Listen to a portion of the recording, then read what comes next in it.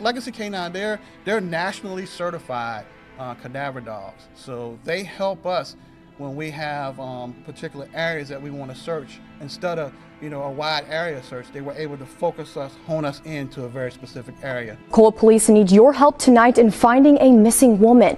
This is 32-year-old Kayla Atwood. She was last seen in the 2300 block of West Belmont Street.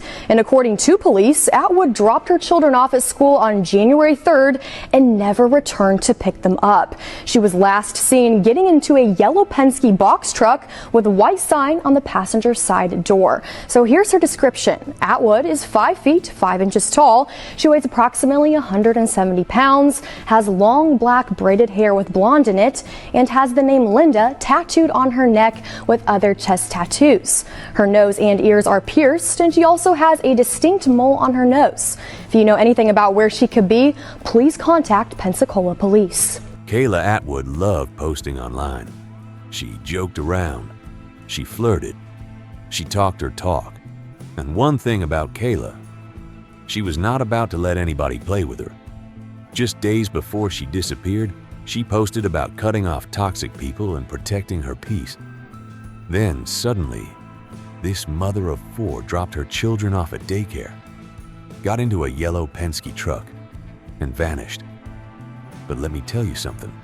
Before her family even realized she was missing, one man was already going around the neighborhood asking for surveillance footage. Make that make sense. But before we go any further, you already know this story is about to take a turn. This is Nexus Crime Files. Subscribe and turn on notifications for more real crime stories told without the extra fluff, just the facts, the footage, and the truth people try to hide. Now let's get into it. January 2024. Pensacola police started investigating the disappearance of 30-year-old Kayla Atwood after her family realized something was very wrong. Kayla was a mother of 4. According to the people closest to her, disappearing like this was not normal. Investigators learned Kayla had last been seen near her children's daycare. Surveillance footage reportedly showed her getting into a yellow Penske truck with a man she had recently met. Police later said the two had connected on a dating app only days earlier. But here's where things started getting real messy. While Kayla's family was panicking and trying to figure out where she was, her ex-boyfriend Mikael Fountain was already deeply involved in the situation. And detectives quickly noticed that Mikael always seemed to be one step ahead of the investigation. According to investigators, Mikael had been walking around the neighborhood asking neighbors about security footage and cameras, not police. Him. Neighbors later told detectives he wanted to see what their surveillance systems captured around the time Kayla disappeared. And eventually, investigators would accuse him of deleting footage entirely. The report states doorbell cameras belonging to a neighbor of Kayla Atwood would have captured any cars or persons coming to and from Atwood's apartment. Though neighbors told police Mikael Fountain asked to see their surveillance. After police gained access to camera records, they learned a large number of files were deleted. Sworn statements by Atwood's neighbors show Fountain was the last person to see the footage.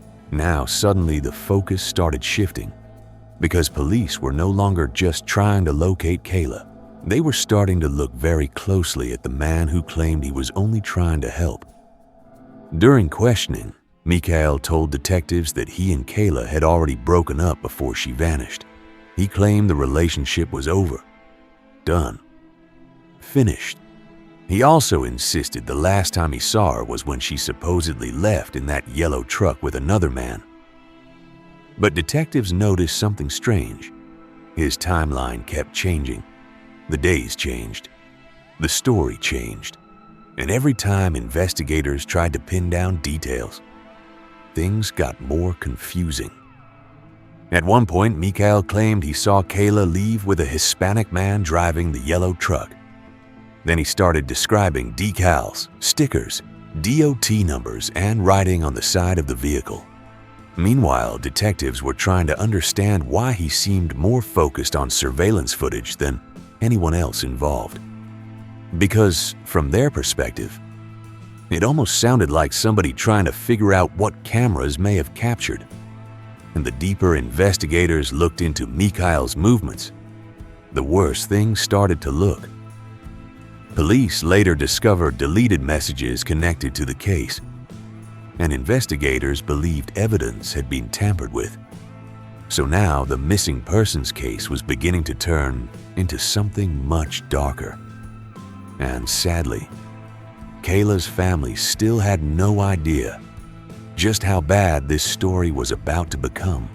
It's not like her at all to not pick up her children, and especially for her not to come home or call someone, say anything, not be on social media. Speaking with Kayla Atwood's family earlier this week, her sister tells WEAR they're concerned for her safety. And I say this again, she would not just leave her children. As detectives kept digging into Kayla Atwood's disappearance, the pressure around Mikael Fountain started building fast. Because the more investigators talked to him, the less his story made sense. One minute he claimed he barely cared what Kayla was doing because they had already broken up. The next minute, he was describing her movements in detail, talking about trucks, routes, cameras, neighbors, and daycare parking lots. It was almost like he knew too much. Make it make sense. During his interrogation, detectives confronted Mikael about deleted messages tied to Kayla. His explanation? He said he deleted them because the relationship was over and he had too many women to keep old messages in his phone.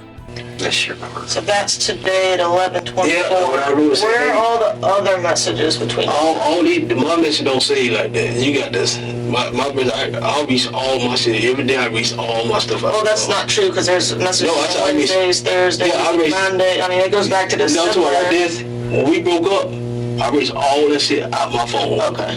All of it out my phone. That's how I got her. All right. Yeah, so like this one right here. This one right here. So this a day. She wrote me. That's the day. Is this her? Is this Kayla? No, that's the day when all this shit was going on. That's how the sister got my number. This is the sister. That's somebody else. That's when I went through the house, and that's how she got. This is your other girl? Yeah, that's how she got my number. You know what I'm saying? When she said she called all that. But when I try to go back and get the shit printed out, and they said they come print it out for me. You know what I'm saying? Okay. So when I try to go back to the code, because when we broke up, I erased everything. You know what I'm saying? We ain't together no more. It's good. You feel me? Okay. Shit, that's why they hold your number more for. It's just weird that y'all talked all the time and stuff, and there's nothing. No, we talk right here. Kayla. That's what we talk on. Right here. We go back right here. That answer did not help him at all. Then investigators hit him with another problem: witnesses. According to police, neighbors reported Mikael had come by, asking to review surveillance footage shortly after Kayla disappeared. And investigators later accused him of deleting portions of that footage. Mikael denied trying to cover anything up. He claimed he was only trying to help find her for the family. And when did you start, when did you go, are you saying on Tuesday is when you went and knocked on the neighbor's door and stuff? On Tuesday? Yeah, when did you knock on the neighbor's door asking to see the video and all that? On Tuesday I knocked on, I went over there. Because that was still early. I mean, she just left, right? She just left from Mobile on Tuesday. Yeah, Called cops on her sister called me and I went over there. And when was that? I think that was motherfucker, that was Tuesday,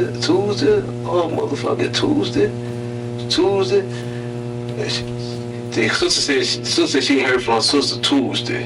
You hear me? Tuesday, that's why I talked to her sister. I said, well, I just talked to her Tuesday. You hear me? That's what I'm talking about. So on Tuesday, I you called the cops on her. I called police for welfare. The police said ain't nothing they can do about the kid, can stay home by themselves. Right, and that's And the police called my phone back. You hear me? Right, I know. But detectives were not buying it. Because from their perspective, why would somebody be so focused on camera footage before police even fully understood what happened? So now investigators started retracing Kayla's final movements piece by piece. Police later revealed that after Kayla was seen getting into the yellow Penske truck, detectives identified the driver as a man named Antonio and brought him in for questioning. Hello. Good, how are you? Tony? Hey, my name's Detective Chicha from the Pensacola Police Department. Your name's come up in an investigation that I'm conducting. Okay. And I was hoping you'd come back to the police department and talk about something. Okay, when? Right now, if it's Damn. It's just some stuff we gotta get straightened out. I don't know if anybody else is here, but it's really have some privacy so we can talk. Investigators carefully checked his version of events against the evidence. And, according to police, his story matched. Antonio told detectives he had simply given Kayla a ride before later dropping her back off at home that same day. After verifying his account, investigators officially cleared him of any involvement in Kayla's disappearance, which changed the entire direction of the case, because now detectives knew the man in the Penske truck was not the last person to see Kayla alive. According to investigators, surveillance footage later showed Kayla getting into another vehicle. This time, a pickup truck matching one owned by Mikael Fountain. Not long after that, Kayla's phone was shut off, and nobody heard from her again. Now the entire investigation shifted directly toward Mikael. On January 9th, police arrested him for tampering with evidence connected to the case. Investigators said the charges were tied to deleted surveillance footage and deleted messages. A judge set his bond at $50,000, and Mikael posted it. Meanwhile, the search for Kayla continued. Police agencies across Escambia County started working together alongside volunteers and search teams, trying to locate any sign of the missing mother. Then came the breakthrough. On January 11th, the nationally certified Legacy K9 cadaver search team joined the search effort. Instead of searching random areas blindly, the dogs focused investigators onto one very specific location, a wooded area near Stowe Road in Escambia County. And sadly, that is where investigators found Kayla Atwood's body buried in a shallow grave. Just like that, the missing persons case officially became a homicide investigation. Her family's worst fears had become reality. A mother of 4, gone forever. And police believed jealousy was the motive. In the early hours of January 12th, investigators returned to arrest Mikael Fountain again. But this time, it was for murder. Police charged him in connection with Kayla Atwood's death, along with additional charges including battery and resisting arrest. And unlike before, this time he was held without bond. Investigators never publicly revealed exactly how Kayla died. But according to police, the evidence they uncovered pointed directly toward Mikael. Authorities later said jealousy appeared to be the driving motive behind the killing. And honestly, the story only became more heartbreaking from there. Because while detectives were building their case, Kayla's loved ones were trying to process a loss that did not even feel real yet. For days, her family had been desperately searching for answers, holding on to hope, praying she would somehow come home alive. Instead, they were preparing for a funeral. Domestic violence advocates following the case said stories like this happen far too often. Experts explained that jealousy alone is not the real issue. It is control. The fear of losing control over somebody who is trying to move on. And according to investigators, that fear turned deadly in Kayla's case. Bob, that common thread is a dangerous need for power and control. While jealousy can be the match that sparks the flame of violence, an expert says fear of losing control over a victim can lead to an explosion of anger and abuse. And in this case, police believe it led to murder. When I first heard the story, I kind of figured my mind goes directly, is it domestic? I sat down with the program director of the Favor House, a center that helps domestic violence victims. Marsha Travis said, before people wonder if Atwood did anything to provoke her ex-boyfriend, they should pause. I know sometimes people say, well, what did she do to make him so angry or make him so mad? I hear the word jealousy. We all have that emotion called jealousy, but it doesn't give us the right to kill. Travis wants people to realize the abuser's #1 fear is losing power and control. Marsha Travis with Favor House believes often toxic relationships end when someone decides to walk away. In this case, police say when Kayla Atwood walked away, she was killed and dumped in a shallow grave here in the woods. Friends describe Kayla as funny, outgoing, loving, and full of life. Somebody who could light up a room just by walking into it. A woman who kept pushing through life no matter what challenges came her way. And now, 4 children were left behind without their mother. As the case moved through court, prosecutors argued the evidence against Mikael told a clear story. The deleted surveillance footage, the deleted messages, the shifting timelines, the lies, and eventually a jury agreed. In January 2026, Mikael Fountain was convicted of second-degree homicide. Then on February 10th, 2026, he was sentenced to life in prison without the possibility of parole. After the sentencing, the Pensacola Police Department released a statement saying they had stood beside Kayla's family for 2 years while they grieved her loss and sought justice. And although justice was finally served in court, nothing could undo the damage left behind. Nothing could bring Kayla back. Nothing could erase what her children lost. One decision fueled by jealousy ended a young mother's life forever. And that is what makes this case so tragic, because according to the people who knew Kayla best, she was finally trying to choose peace, but somebody else could not accept being left behind. And in the end, that cost her everything. Thank you for watching all the way through. Subscribe Nexus Crime Files. Turn on notifications and stay locked in for the next story, because trust me, there's always more beneath the surface. See you in the next episode.